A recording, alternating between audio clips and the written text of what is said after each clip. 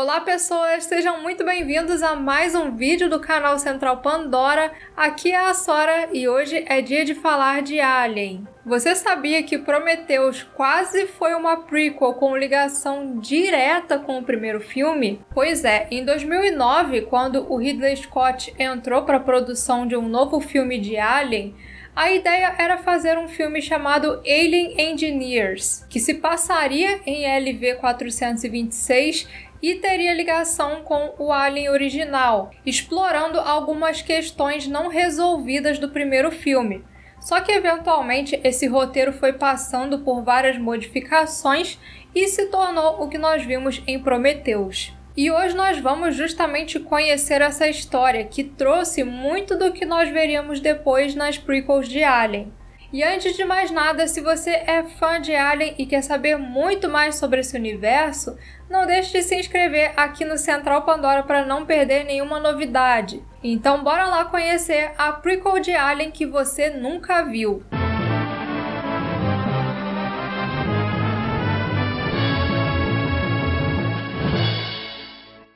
Essa história, escrita pelo Jon Spaihts, começaria na Terra na pré-história. Os engenheiros chegariam em uma nave e realizariam o tipo de ritual para espalhar o seu DNA no nosso planeta. Nesse ritual, nós temos uma versão inicial daquela gosma alienígena lá do Prometheus, que nesse roteiro é descrita como uma nuvem de insetos parecidos com escaravelhos. E seria justamente a mordida desses insetos que causaria as mutações, misturando o DNA dos engenheiros com o de outros seres vivos. E no início do filme nós teríamos uma mulher primitiva sendo mordida por um desses insetos e dando origem ao ser humano como nós conhecemos. Depois a história seguiria para tempos mais recentes, quando dois cientistas encontram um obelisco com escrituras alienígenas e uma série de coordenadas estelares.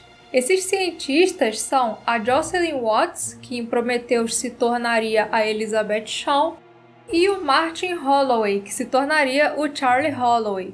E em busca de financiamento para poder estudar essas coordenadas, eles vão até o Peter Weyland, que aceita financiar a expedição. Só que tinha uma condição: qualquer equipamento alienígena encontrado lá seria propriedade da Weyland Industries. Isso porque nesse filme as intenções do Peter Weyland são bem diferentes daquelas que ele tem em Prometheus. Nesse roteiro nós teríamos um Peter Weyland que não quer encontrar os seus criadores, e sim se tornar um deus. Tanto que uma das coisas que ele fala para Watts é o seguinte: você sabe como eu fiquei tão rico? Eu me pergunto, o que Deus gasta seu tempo fazendo? E eu vou lá e faço isso. E um dos passos para se tornar um tipo de Deus seria a criação de novos mundos, o que ele faria terraformando outros planetas. Mas beleza, então os cientistas partiriam a bordo da nave que nesse filme se chamaria Magellan, e junto com eles vão a diretora de operação da Weyland, Lydia Vickers, que nesse filme não seria filha do Peter Weyland, e um protótipo de androide altamente avançado chamado David. O destino da tripulação é LV-426, que é justamente onde se passa o primeiro Alien. E chegando lá, eles encontram várias estruturas que claramente foram criadas por seres vivos. Entre essas estruturas tem umas pirâmides que eles vão lá investigar, e dentro delas eles encontram equipamentos de terraformação e cadáveres de engenheiros. A partir daí nós teríamos o filme dividido em dois núcleos: o Fifield e o Milburn, que se afastam do grupo e acabam se perdendo lá dentro da pirâmide, e a Watts, que retorna para a nave com os outros cientistas levando a cabeça de uma daquelas criaturas. E aí nós teríamos a revelação de que aquela cabeça do Space Jockey era na verdade um tipo de capacete usado pelos engenheiros. E assim, diferente do Prometheus, que aquela cabeça de engenheiro começa a fazer uns movimentos muito loucos e explode, nesse filme a cabeça ia simplesmente se dissolver ao entrar em contato com a atmosfera da nave. E enquanto isso, lá na pirâmide, nós teríamos o Milburn sendo atacado por uma criatura que é descrita como semelhante a uma centopeia, que na verdade é uma versão inicial daquela serpente que aparece lá no Prometheus, enquanto o Fifield é seguido por um enxame de insetos parecidos com escaravelhos. Sim, aquele mesmo enxame que aparece lá no início do filme. E no dia seguinte, a tripulação da Magellan ainda iria descobrir que a Vickers levou para lá secretamente um grupo de mercenários que tinha ido lá exclusivamente para coletar aquelas tecnologias alienígenas. Então, o grupo retorna lá para a pirâmide e a Watts e o Holloway encontram engenheiros com o tórax estourado. Nesse momento, o Holloway cairia num buraco lá e ia acabar se separando do grupo. E quando encontrassem ele estaria com o capacete quebrado e sem nenhuma lembrança do que tinha acontecido. Vocês já imaginam o que deve ter acontecido com ele, né? Pois é, eles retornam para a nave e acontece então o momento onde a Watts e o Holloway vão fazer amor. Só que aí a situação acaba bem diferente do Prometheus. No meio do ato ali, o alienígena sai do Holloway, estoura ele, deixa a Watts lá toda ensanguentada e o alienígena fugiria pelo sistema de ventilação da nave. Então o pessoal ia começar a procurar por esse alienígena, enquanto a Watts retornaria lá para a pirâmide para tentar descobrir o que aconteceu com o Holloway. Só que chegando lá, ela encontraria uma outra surpresa. O David, que tinha encontrado uma nave de engenheiros escondida. Ele conta para ela que aquela nave estava se preparando para vir para a Terra para acabar com a humanidade,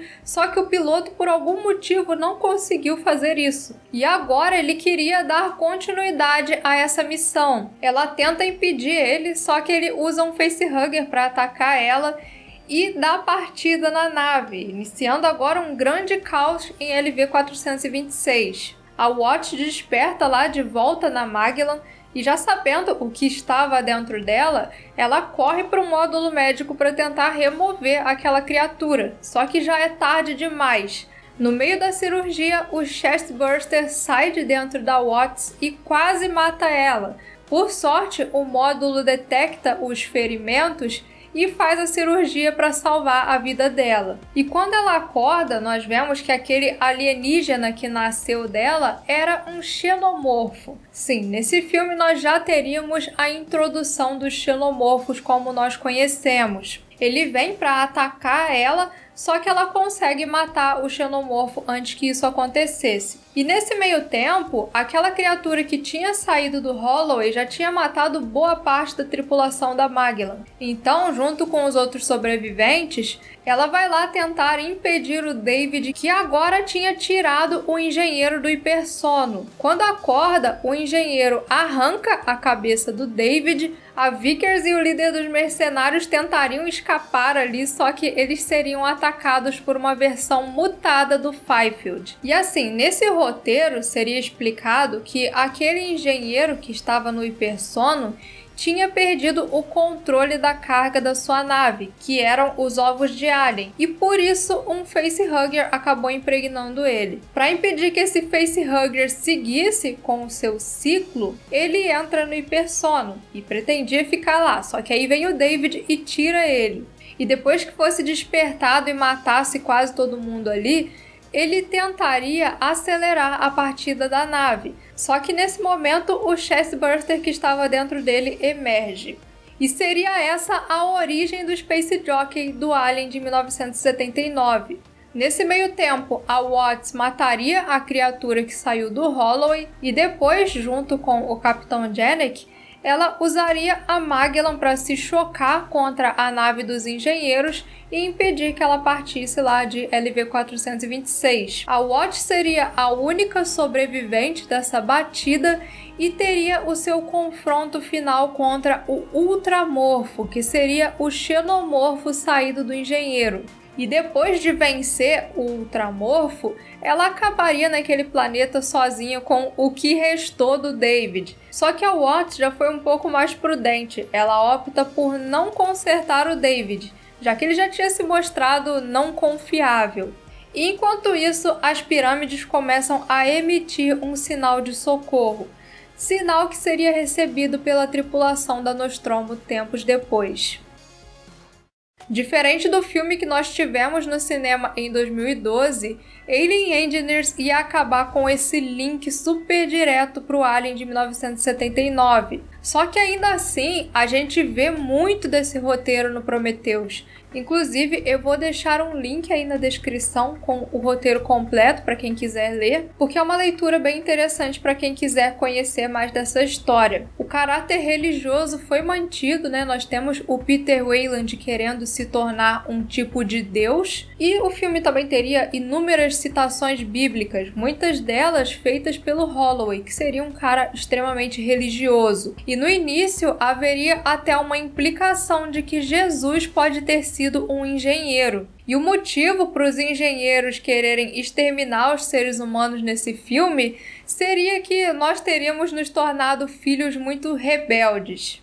Quando foi contratado para dirigir o projeto, o Ridley Scott chegou a ler esse roteiro do Jon Spaihts e tinha gostado bastante dele, tanto que ele ia começar a filmar com esse roteiro. Só que depois, provavelmente depois de conversas com a Fox, eu não sei, eles decidiram que queriam uma coisa assim mais original e sem ligação direta com o primeiro Alien. E foi aí que ele contratou o roteirista Damon Lindelof para escrever a história que se tornaria Prometheus. Mas e aí, pessoal, o que vocês acharam dessa história? Deixa a sua opinião aí nos comentários e não deixe de se inscrever aqui no Central Pandora para muito mais sobre aliens e ficção científica em geral. Muito obrigada a todos que assistiram, pessoal, um grande abraço e até o próximo vídeo!